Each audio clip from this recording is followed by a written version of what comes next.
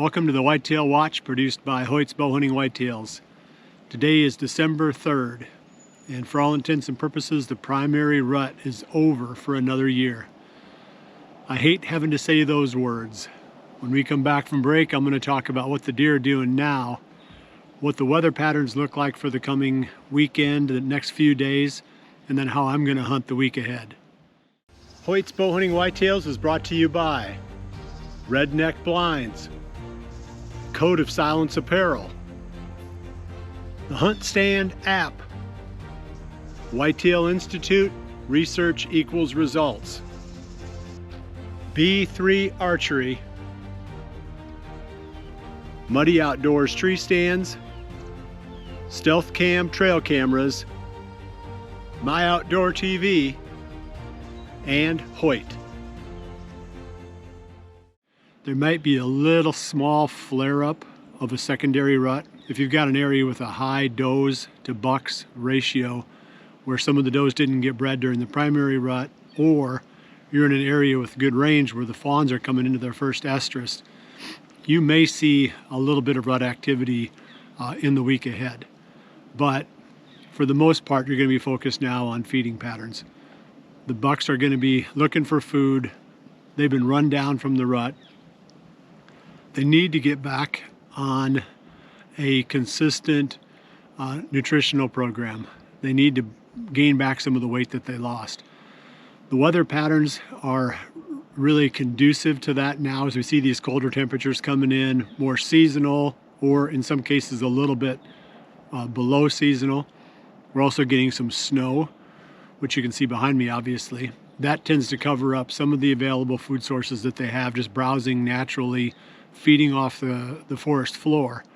Now they're going to be looking a little bit more towards food plots, standing grain, harvested agricultural fields, more concentrated feeding areas.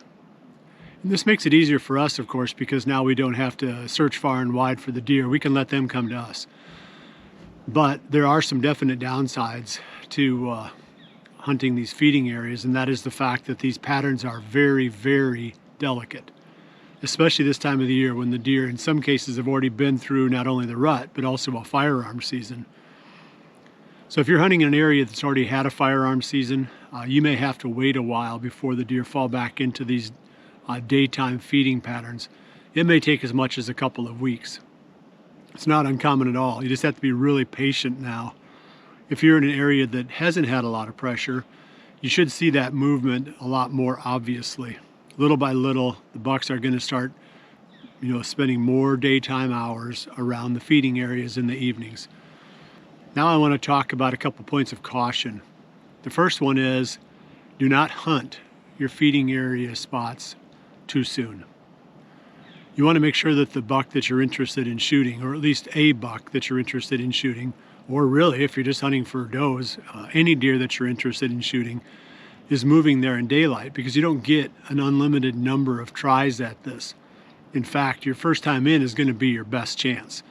So you want to make sure that the deer are moving in daylight, that the pattern is starting to establish itself. The easiest way to do that is with trail cameras. This is when the cameras really pay for themselves. I mean, they're a lot of fun the rest of the year and they can be useful, but they're almost critical during the late season because timing these hunts is so much more important. You can't make a mistake now. There's almost zero margin for error. If you go in there and hunt a spot before the deer are moving naturally, or let's say before the buck that you're interested in shooting is moving in daylight, you're going to very likely educate some deer. Every time you go in, it's just going to be compounding that problem. So if you do that before the buck that you're hunting is moving in daylight, you have very, very little chance of being successful, and you're creating a lot of risk. So you don't want to do that. My point is, wait until you know that the time is right. And you can either do that, like I said, with trail cameras, or if you don't have a trail camera, you can sit back with binoculars and you can glass the locations that you want to hunt, hopefully from the warmth of a vehicle or something that keeps you from just sitting out there freezing. But you don't want to make your move too soon. That was cautionary note number one. Number two, You have to have a way to get away from these spots at the end of legal shooting time. The biggest problem that we have hunting feeding areas, in fact, the biggest challenge that we face as bow hunters, is figuring out how to get away from the evening hunts near food sources without the deer knowing that you're there. It's super hard. Sometimes you can arrange where you can set up the stand or the blind in a location where you've got a screen to sneak in behind. Maybe it's a line of cedar trees or something that you planted that's tall that you can sneak behind, or maybe it's a ditch. You can get out of the stand or out of the blind and drop right into a ditch and sneak out of there. But those kind of locations and setups are fairly rare.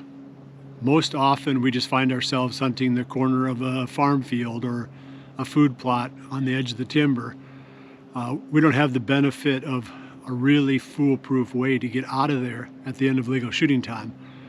And my advice is to arrange for someone to come either on an ATV, vehicle, tractor, anything, and move the deer naturally off the feeding area so you can get out of there. And I've tried all kind of different other methods and making sounds to spook the deer, throwing stuff at them, using, different, creative approaches maybe to getting the deer out of there. But they always seem to find a way to attribute that to your blind or to your tree stand. And every time they come out after that, they're going to stare right at that spot. It's really tough, like I said, to get away with any mistakes during the late season.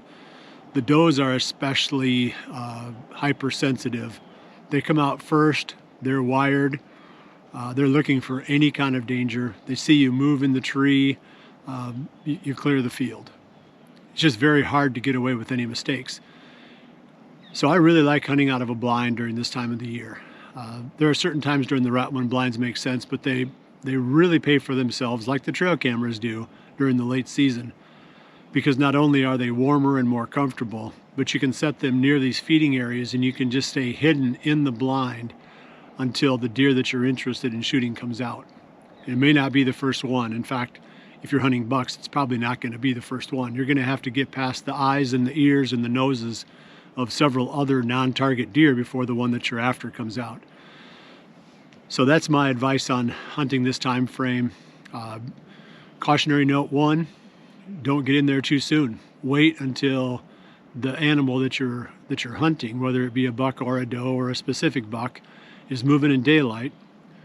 Don't hunt it before that, because the risk of educating the deer at a time when they aren't moving and aren't killable is just too high.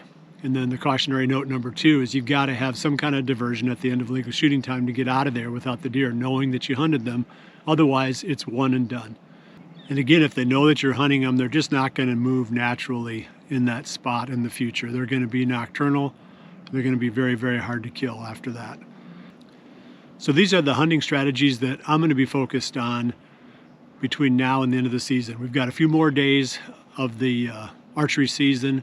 Then our firearm season comes in, and then it's 2 weeks of a break from bow hunting that I can get back into the stand and in the blind after that. So I will continue to hunt this late season. I've still got tags. I'm looking forward to it. I think our farm's going to be good this year. I think with all the food that's there, I think we'll pick up some bucks during December. So I think by the end of the month, it's going to be a pretty good hunt. Well, hopefully you can put together some kind of a formula where you hunt to make the late season productive. It can be very, very tough with a bow if you don't have the right pieces of the puzzle in place. Well, I appreciate you joining me. I'll see you right back here again in another week for the next episode of the Whitetail Watch, produced by Hoyt's Bow Hunting Whitetails. And remember to always dream big.